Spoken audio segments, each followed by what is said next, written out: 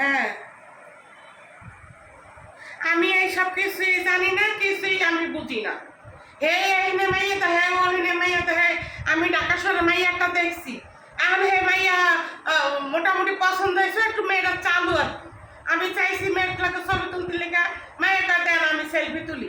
হ্যাঁ, এখন আবারও দেশে গেছে, এখন দেশে যাই আবার মাইয়া তোমরা দেখাইছো, মাইয়া পছন্দ হয়েছে, ভালো কথা। আমি তো চিন্তা করছি যে জেরি নাইবো বাসায়, আমি নির্দিষ্ট আসি নেই, অনন্য আসি নেই, তো ওরা হলো যাইবো হলো আর এক সপ্তাহ পরে যাইবো। তারপরে আমি ভাবছি তাহলে আমি বাড়িতে যাইয়া পরে আমি একটা প্ল্যানিং যা লাগে আমি কইরা দিব। এখন আবার তোমরা খবর কইতেছো যে মাইয়া সম্পর্ক আছে আরেক জায়গায়। কোথায় যাবো, কোথায় যাইতে কও আবার? আমার তো আর ভালো লাগে না, আমার তো আর ভালো লাগে না। কি হয়েছে আম্মু? এই বলে আরেকটা ব্যাটার লাগে সম্পর্ক আছে। ও কি মেয়ে পছন্দ করছে তাইলে? আমি জানি না, এইসব আমার আর ভালো লাগে না। তোমাকে যা ইচ্ছা হয় তোমরা তাই করো গা, আর তোকে বাইরে কেউ যা ইচ্ছা হয় সেটাও তোরা কর গা। হ্যাঁ, যে মেয়ে পছন্দ করছে সব ঠিকঠাক বলে করছে, আমি গেলি বলে কাপি নই, ভালো কথা, আমি তো কিছু বলি নাই। তাকে পছন্দ মতন তোমাকে পছন্দ মতন নিয়ে তো আমি রাজি হয়েছি নাকি? এখন আবার তোমরা ফোন দিছ এই মাইয়ের আর এক বেটার লাগে সম্পর্ক আছে, তাহলে এই মেয়ে কেমন আমি ঘরে আনবো?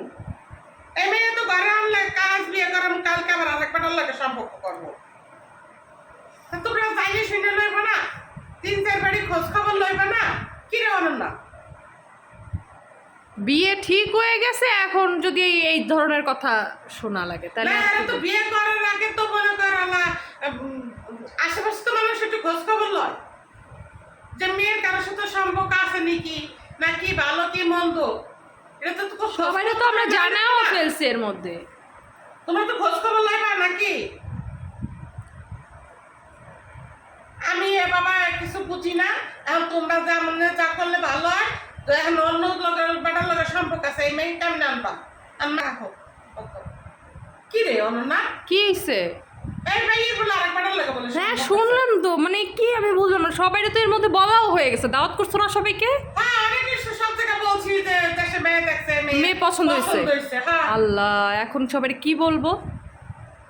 বলে মাইয়া বলে যে রাইবার ঘটক তারা নাকি বলছে যে আমার পছন্দ আছে আর এক জায়গায়, আমি এই বিয়েতে রাজি না।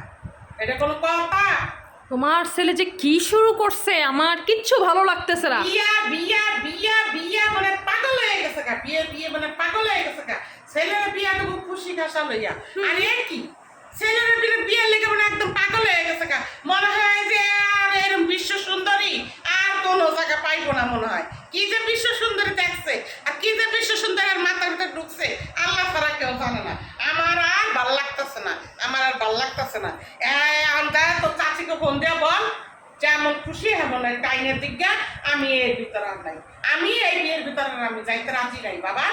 তোমাকেও বাইর বিয়ে, তোমরা যেমনে খুশি এমনি তোমরা দাও গা, আমি এই সবের ভিতরে ও কি শুরু করছে আমি বুঝতেছি না। ওর কেন এখন বিয়ে করতে হবে? ওর কি বিয়ের বয়স হয়েছে? আমাদের মান সম্মান সব শেষ করতেছে। পরে ভাবছি আমি স্টুডেন্ট বিষয়ে আমি বাহিরে পাঠাই দিমু, আমেরিকা পাঠাই অথবা লন্ডনে পাঠাই কি জাপানে পাঠাই, এক জায়গায় পাঠাই দিমু। ওর ভবিষ্যৎ ডিজি করে উঠুক। ও না, ওর এখন একটা লেডিস হাতে ধরাই দেওয়া লাগবে, একটা ভ্যানিটি ব্যাগ। মাইয়া না দাও না, একটা ভ্যানিটি ব্যাগ। ভ্যানিটি ব্যাগ হাতে ধরাই দিই, ক্যাটকুলের মতন, ওই যে মামুনির মতন। মামুন যেমন লাইলার ক্যাটের ভিতরে লইয়া হাঁটে, ক্যাটকুলের বগলে বগলে বগলে যে মামুনের মা বলছে না যে লাইলারে বগলের ভিতরে লইয়া হাঁটে। আমার মনে হইতাছে কি তোর ভাই বিয়ে আরে বগলের ভিতরে লইয়া তারপরে হাঁটবে। বুঝছি তো, কিন্তু মামুনের মার মতো কাজটা মামুনের মতো করলেও তো বুঝতাম যে বয়সের থেকে বড় লাইলা যেরকম মামুনের। মামুনের মা কি বলছে যে কি মামুনের 10 তলা বাড়ি করে দাও, তাহলে মামুন তোমার এই বগলের নিচে নিয়ে হাঁটবো। তাই ওরা তো কেউ 10 তলা বাড়ি করে দিচ্ছে না। ও শুধু একটা মাইয়া পাইলেই হইব, মাইয়া পাইয়ে বগলের ভিতরে লইয়া হাঁটবে। এটা একটা কথা। তুই মামুনের মতন প্ল্যান কর, ভালো একটা